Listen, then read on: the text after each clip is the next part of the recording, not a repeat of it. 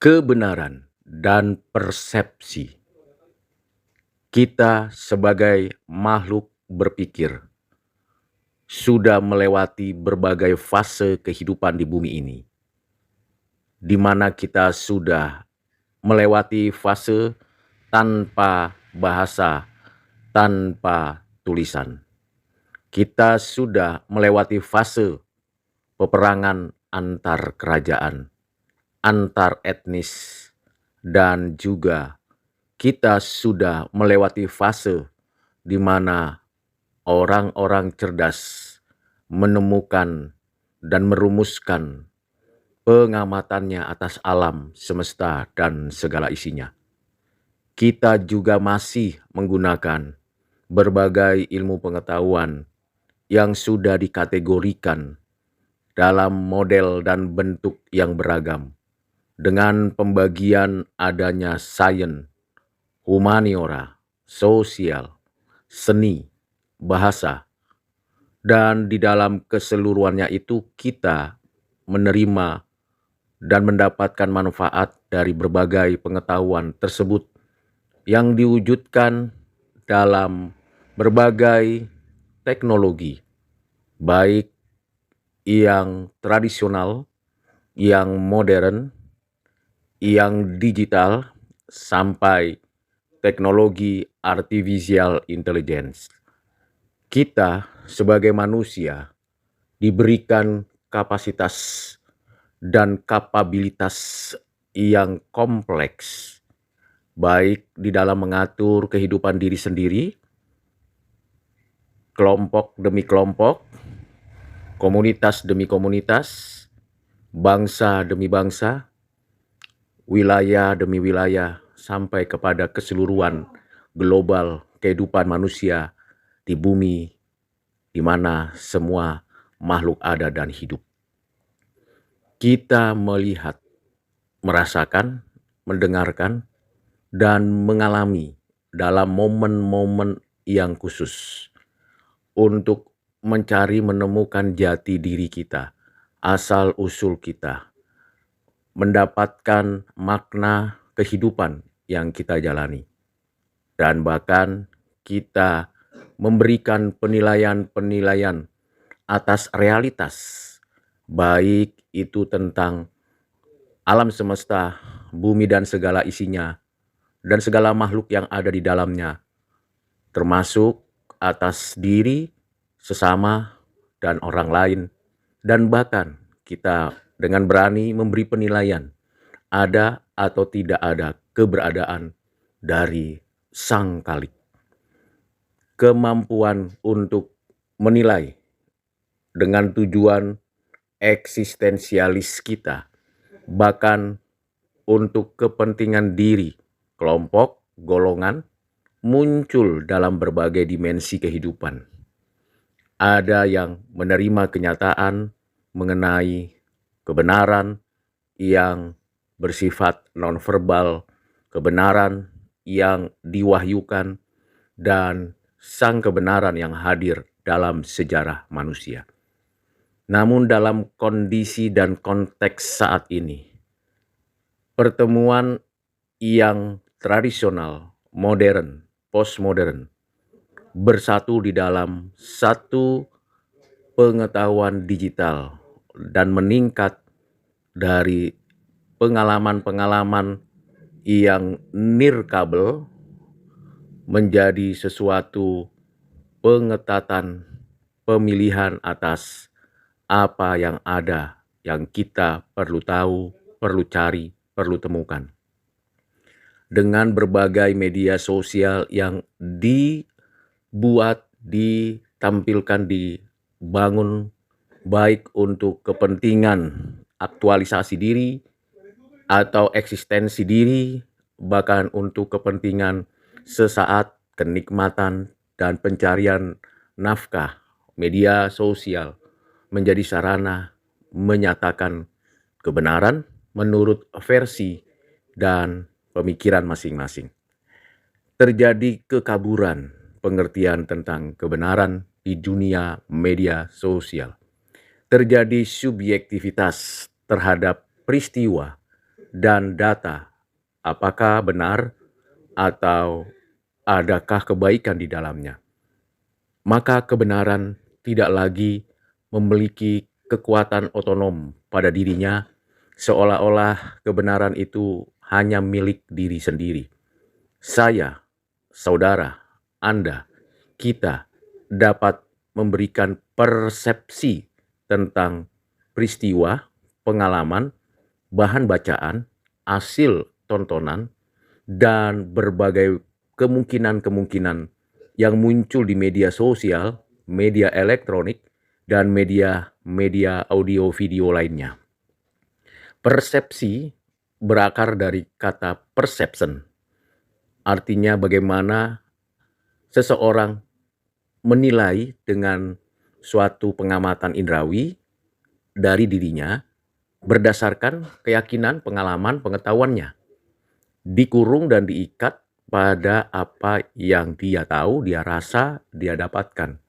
Lalu di hadapannya tampillah berbagai tampilan tontonan di media sosial, tulisankah, kata-kata, audio, video, peristiwa, dan beragam editing yang ditampilkan oleh banyak pihak, baik penguasa dan pengusaha, baik rakyat biasa maupun para artis, orang-orang yang mampu untuk menunjukkan jati diri dan aktualisasinya. Maka kita secara individu melahirkan persepsi terhadap tayangan, tontonan, tampilan yang ada dan hadir di dalam satu kotak kecil namanya telepon genggam, gadget, dan juga beragam perangkat elektronik lain. Kita bisa mempersepsikan apapun menurut kapasitas kita. Dan persepsi kita anggap benar, mendapatkan pengertian, lalu dari persepsi itu hadirlah keputusan dari diri. Persepsi dan kebenaran. Kebenaran dan persepsi menjadi paralel perjalanannya dalam kebudayaan dan peradaban manusia. Ketika kita menyaksikan tampilan seorang wanita yang cantik, yang indah, yang gemulai.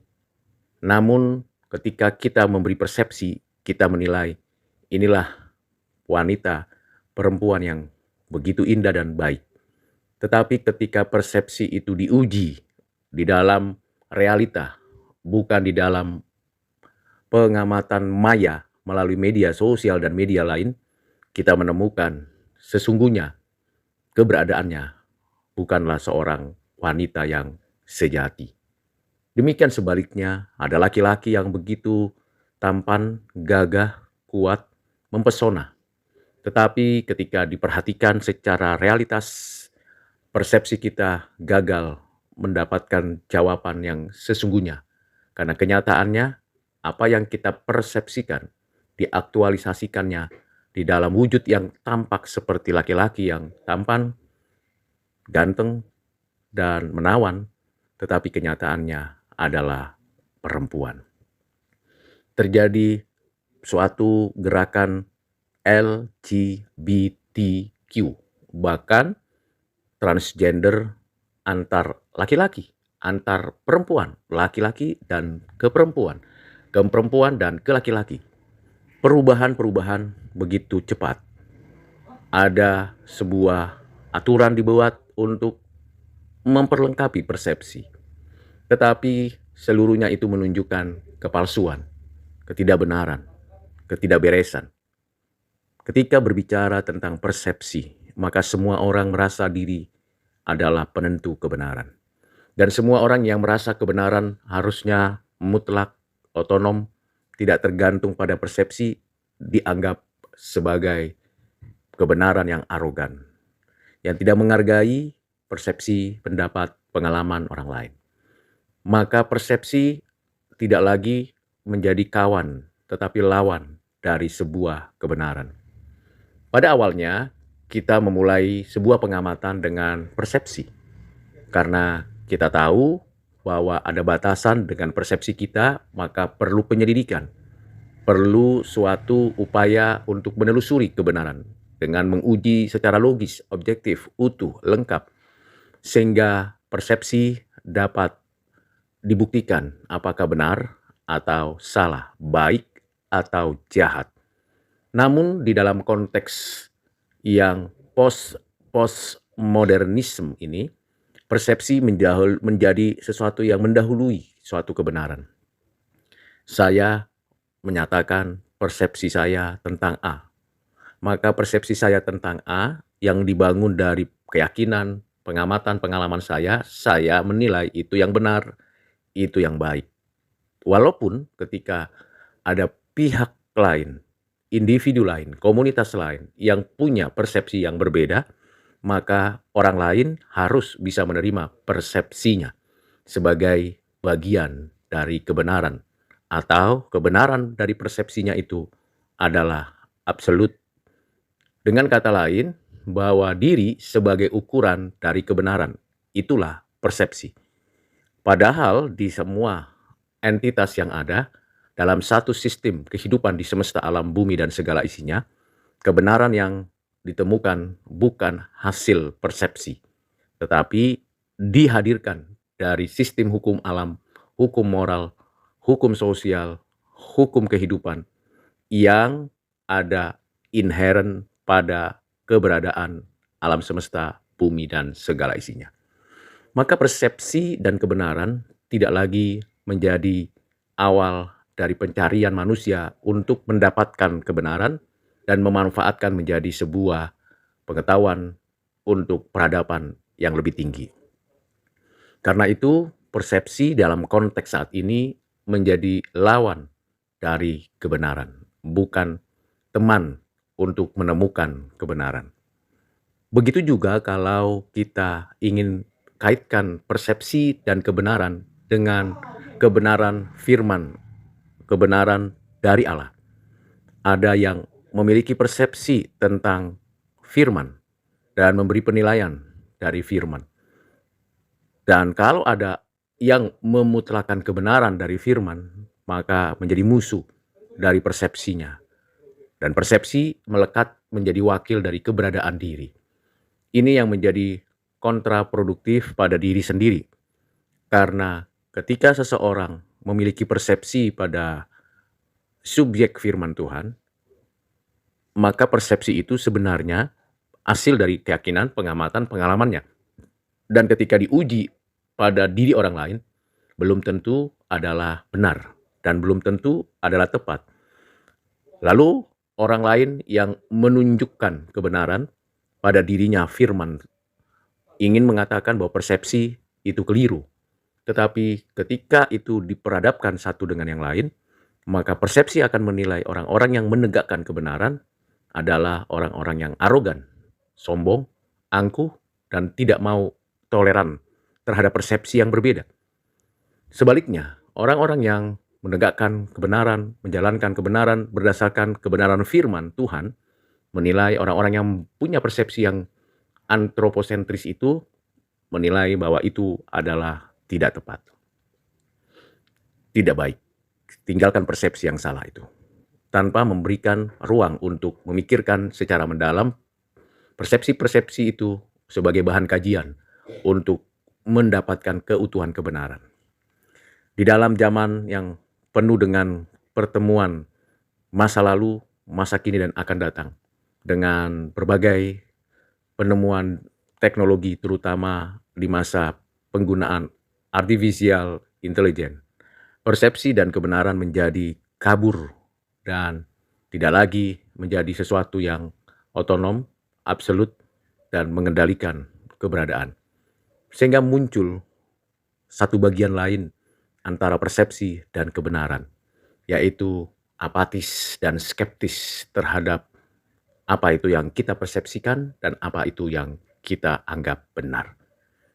Kiranya dengan penjelasan yang tidak mudah dicerna, dapat dimengerti dengan baik, dan kita akan melanjutkan penjelasan mengenai skeptis dan juga kebenaran. Tuhan menolong untuk kita mengerti bagian ini. Amin.